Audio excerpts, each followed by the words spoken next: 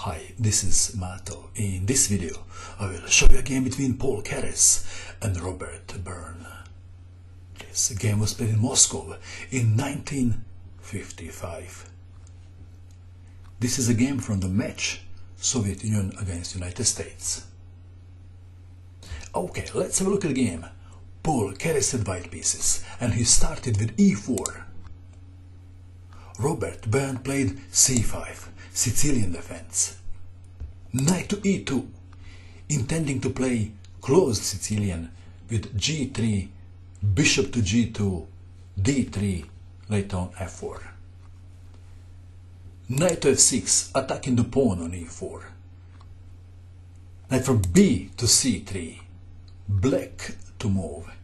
If black plays the most played move, then white can play g3, as planned. But Byrne ruins the plan that Keres had by playing d5. E takes on d5. If g3 now, then d4. So we have e takes on d5. Knight takes on d5. Knight takes knight. Queen takes knight.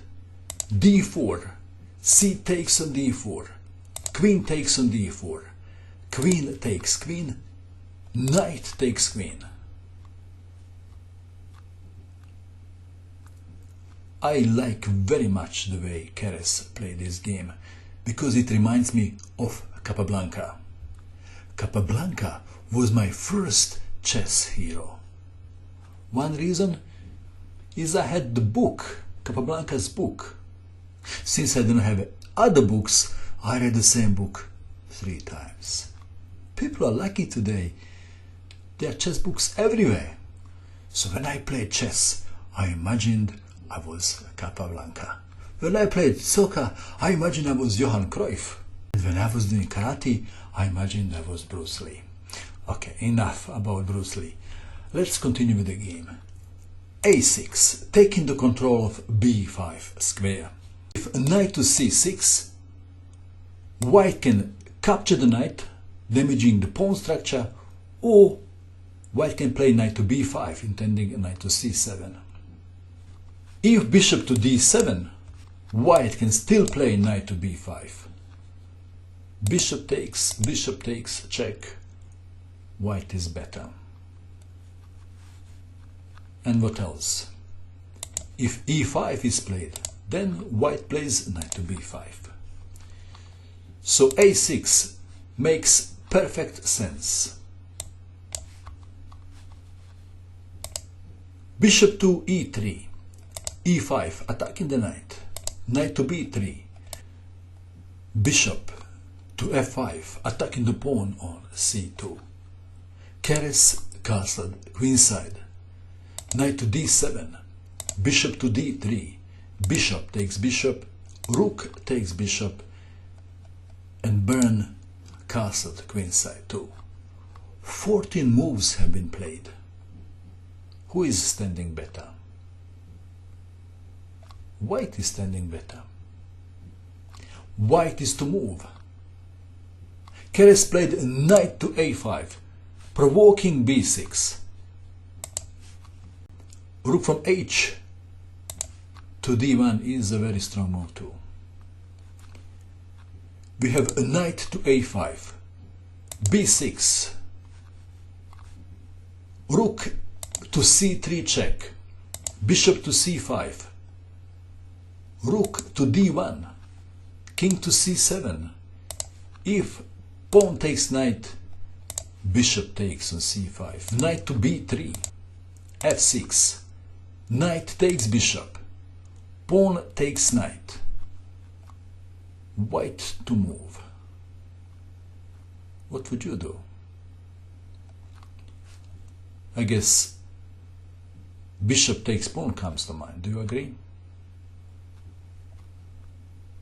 But Keres played rook from c to d3, toying with his opponent. a5, bishop to d2, knight to b6, bishop takes pawn on a5, Rook takes rook. Rook takes rook. King to c6, unpinning. Bishop takes knight. King takes bishop.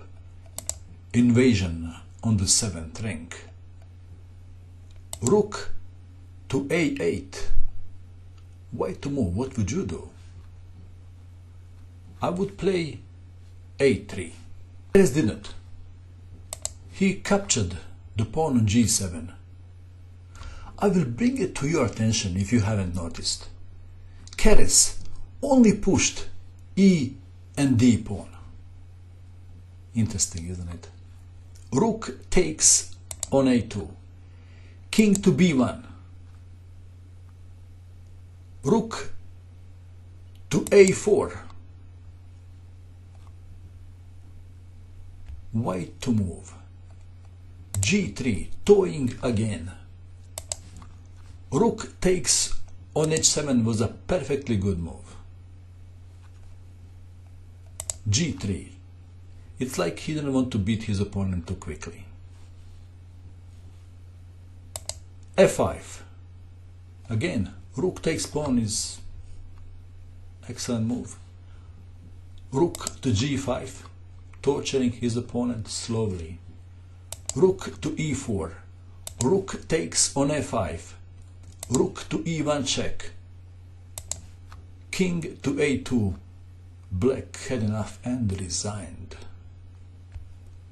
Possible continuation. There is more than one continuation. King to b5 makes sense. King to b3. e4. King to c3. e3. Pawn takes pawn is possible. So is f4. Rook to h1. Rook to e5. Rook takes pawn on h2. Rook takes pawn on e3. We can stop here. White is 2 pawns up in a simple position. What do you think of this game? And that is all. I hope that you enjoyed watching this video. I wish you good luck with your chess and bye for now.